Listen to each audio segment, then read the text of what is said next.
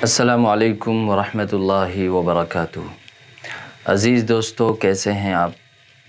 امید ہے کہ آپ بخیر ہوں گے۔ اللہ تعالیٰ سے دعا ہے کہ آپ جہاں بھی رہیں خوش رہیں، شاد رہیں، آباد رہیں۔ دوستو، یہ ہمارا آج کا تیسرا سبق ہے عربی زبان کے منتخب اور مشکل تعبیرات کے متعلق۔ جیسا کہ آپ بخوبی واقف ہیں کہ کسی بھی زبان میں عبور حاصل کرنے کے لیے اور کسی بھی زبان میں مہارت پیدا کرنے کے لیے بہت ساری چیزوں کی ضرورت پڑتی ہے۔ ان میں سے ایک اہم چیز ہے کہ اس زبان کی تعبیرات سے آپ واقف ہوں۔ لہٰذا جو حضرات کسی بھی زبان کو سیکھنا چاہتے ہیں اور وہ اس زبان کی تعبیرات کو جانتے ہیں، سمجھتے ہیں، تو وہ اس زبان پر عبور حاصل کر لیتے ہیں۔ اسی سلسلے سے متعلق ایک ہم کڑی کو آگے بڑھانا چاہتے ہیں۔ اسی سے متعلق ہم نے ایک سلسلہ شروع کیا ہے کہ اردو زبان کے اندر بہت ساری تعبیرات ایسی ہیں کہ جن کو ہم روزمرہ استعمال کرتے ہیں، لیکن اگر آپ سے کوئی سوال کر لے کہ ان تعبیرات کو ہم عربی میں کس طرح ادا کریں گے یا اس کی عربی ترجمانی کیسے ہوگی، تو ان کو عربی میں منتقل کرنا، عربی اسلوب کے اندر، عربی لہجے کے اندر، عربی طرز تکلم اور طرز کتابت کے اندر، تو یہ ایک بہت مشکل مرحلہ ہوتا ہے۔ اور جو لوگ ان تعبیرات سے بخوبی واقف نہیں ہوتے تو وہ ان تعبیرات کو صحیح طریقے سے ادا نہیں کر سکتے اور نہ وہاں تک ان کی رسائی ہو سکتی ہے جب تک کہ عربی زبان کے ماہرین اور ادبا سے رابطہ نہ کیا جائے اور ان سے باضابطہ مستقل طریقے سے ان تعبیرات کو سیکھا نہ جائے اور ان تعبیرات سے متعلق معلومات کو حاصل نہ کیا جائے۔ اس لیے اسی طریقے سے جیسے ہم نے پچھلے سبق میں ایک اردو کی مشہور تعبیرات کو آپ حضرات کے سامنے پیش کیا تھا، ایسا لگتا ہے یا ایسا لگا، اس کی مستقل 2 سبق ہم نے اس پر مستقل بنائے تھے اور آپ حضرات نے ماشاءاللہ سراہا اور پسند کیا اور دیکھا۔ اسی طریقے سے آج کی بھی اردو ایک تعبیر ہے اور بہت مشہور ہے اور اس کو ہم روزمرہ استعمال کرتے ہیں۔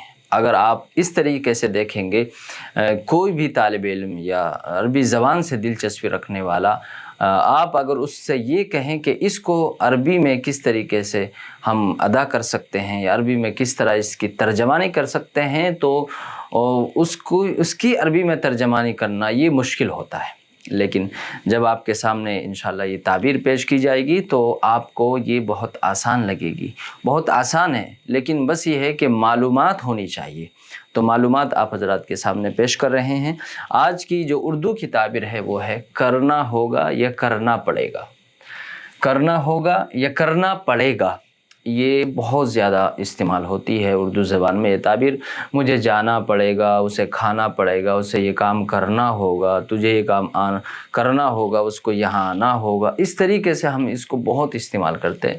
تو دیکھیے، اس کے لیے 2 لفظ استعمال ہوتے ہیں، کرنا ہوگا یا کرنا پڑے گا۔ اس کے لیے ہوتا ہے لا بد اور لا یتمالک، 2 لفظ ہیں، لا بد، لا یتمالک۔ تو ہم چلیے اس کے پہلے ان دونوں لفظ کے معنی جان لیتے ہیں۔ ان کے معنی کیا ہیں؟ دیکھیے، البدو اس کا معنی بہت سارے ہیں، 4-5 معنی ہیں۔ ان میں سے ایک معنی ہے چھٹکارا۔ البدو اس کا ایک معنی ہے چھٹکارا، اور آپ نے اس لفظ کو بہت زیادہ سنا ہوگا عربی زبان میں، لا بد لکا لا بد منہ، اور ایک کتاب کا بھی نام ہے ما لا بد منہ، آپ نے پڑھا ہوگا، فارسی زبان میں مسائل کی کتاب ہے۔ تو یہ لا بد منہ، اب اس کا ترجمہ کیا ہے؟ اس سے چھٹکارا نہیں، لا بد منہ، اس سے چھٹکارا نہیں، یعنی یہ چیز ضروری ہے۔ اس کا مفہوم نکلے گا، اس سے چھٹکارا، ما لا بد منہ، جس سے چھٹکارا نہیں، جس کے بغیر کوئی چارہ نہیں۔ لیکن اس کا ایک دوسرا مفہوم بنتا ہے کہ یہ ضروری چیز ہے، یہ ضروری ہے۔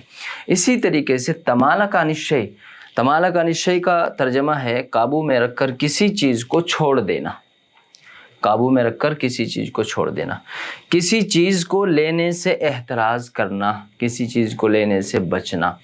تو دونوں کے معنی سیم ہے، اس کے معنی چھٹکارا، اس کے معنی چھوڑ دینا، اس کے معنی احتراز کرنا، تو یہ عام طور سے ایک ہی معنی میں استعمال ہوتا ہے۔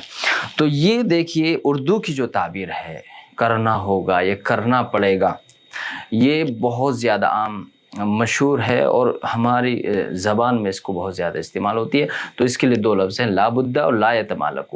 اب آپ کے سامنے ہم چند مثالیں پیش کریں گے، چند جملے پیش کریں گے کہ جن میں آپ کو غور و فکر کرنا ہے، جن کو آپ کو اپنی کاپی میں ان کو نوٹ کرنا ہے اور نوٹ کر کے اچھی طریقے سے ان پر مشق کر لینی ہے، اور ان جملوں کو بھی جو ہم مثالیں آپ کے سامنے پیش کریں گے، جو جملے آپ کے سامنے پیش کریں گے، ان کو بھی یاد رکھنا ہے۔ اس کے علاوہ آپ کو اپنے ذہن کو استعمال کرنا ہے کہ ہم اس جملے کو، ان تعبیرات کو کس طریقے سے اور زیادہ استعمال کر سکتے ہیں۔ تو انشاءاللہ دیکھیے آپ کے سامنے چند مثالیں پیش ہیں۔ تو دوستو یہ مثالیں آپ حضرات کے سامنے بورڈ پر ہیں۔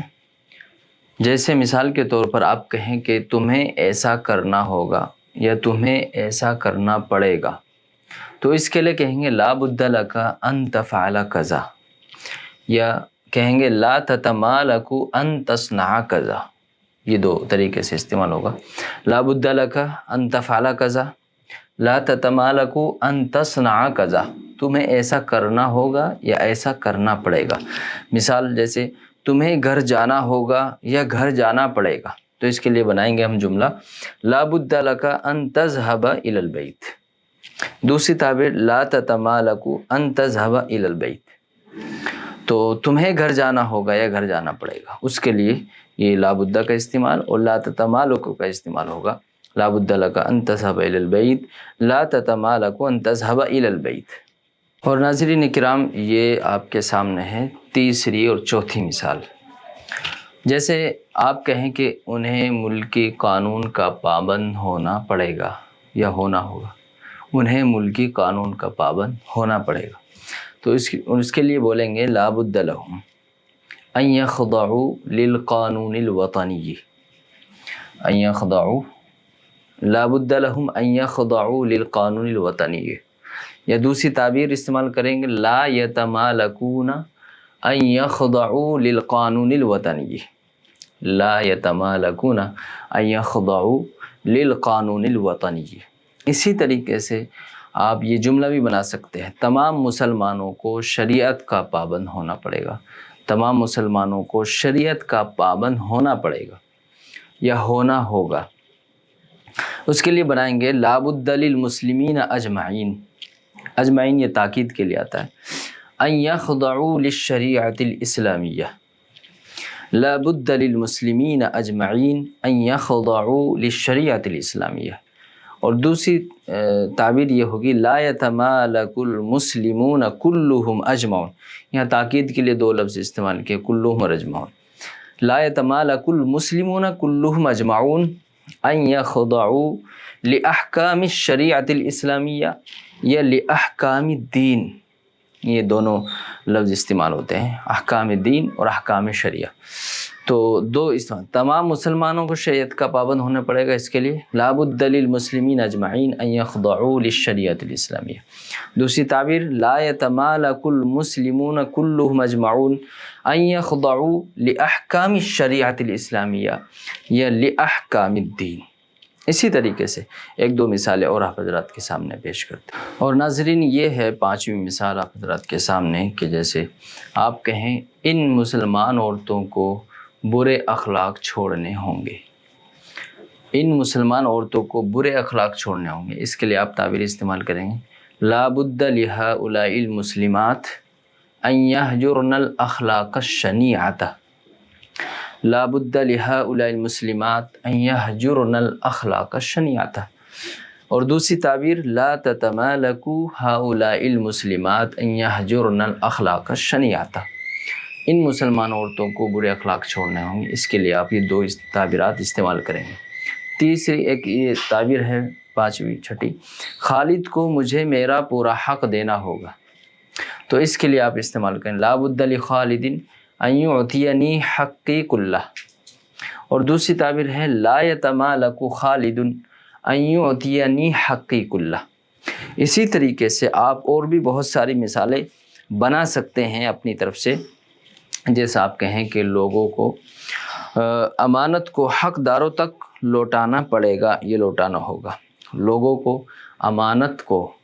کا امانت کو حقداروں تک لوٹانا ہوگا، لوٹانا پڑے گا. تو اس کے لیے آپ بنائیں گے لا بد للناس ان يردوا الامانۃ الى اہلها. یا دوسری تعبیر لا يتمالك الناس ان يردوا الامانۃ الى اہلها. تو اسی طریقے سے آپ اگر اور بھی تعبیر استعمال کریں کہ مجھے اب پڑھنا ہوگا، تو آپ اس کی تعبیر استعمال کریں گے لا بد لی ان اقرأ الان، لا اتمالک ان اقرأ الان. مجھے اب سونا ہوگا. لا بد لی ان انام الان، لا اتمالک ان انام الان. اسی طریقے سے مجھے کھانا ہوگا، مجھے پینا ہوگا، مجھے پڑھنا ہوگا، مجھے سوچنا ہوگا. تو یہ ساری تعبیرات آپ اس طریقے سے اپنا ذہن چلائیں گے اور ان کو کاپی میں ان کی باقاعدہ مشق کریں گے، ان کی تمرین کریں گے. اور اس پر جتنا بھی زیادہ سے زیادہ آپ تمرین مشق کریں گے اور ذہن کو چلائیں گے تو اتنا ہی فائدہ آپ کو ہوگا انشاءاللہ. تو ایک یہ اردو کی تعبیر ہے جس کا بہت زیادہ استعمال ہوتا ہے ہماری زبان میں کہ کرنا ہوگا یا کرنا پڑے گا. اس کے لیے دو جملے استعمال ہوتے ہیں، دو لفظ استعمال ہوتے ہیں، لا بدہ اور لا یتمالک. تو ناظرین یہ تھا آج کا ہمارا سبق، اور امید ہے کہ انشاءاللہ یہ سبق بھی آپ کو بہت زیادہ پسند آئے گا اور آپ انشاءاللہ ہمارے ساتھ جڑے رہیں گے اور ہمارے ساتھ جڑ کر آپ جو ہے عربی زبان کو سیکھتے رہیں گے، پڑھتے رہیں گے. اللہ تعالیٰ سے دعا ہے اللہ رب العزت ہم سب کو علم نافع عطا فرمائیں. السلام علیکم ورحمۃ اللہ وبرکاتہ.